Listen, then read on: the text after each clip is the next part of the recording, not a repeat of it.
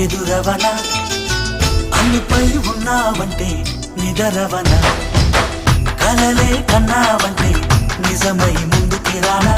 కలతై ఉన్నావంటే కథనవన అమ్మలో ఉండే సగం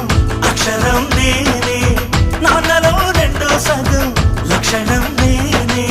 అమ్మ తోడు నాన్న తోడు అన్ని నీకు అన్నే చూడు చెల్లిపోని బంధం నేనమ్మా చిట్టి చెల్లెమ్మా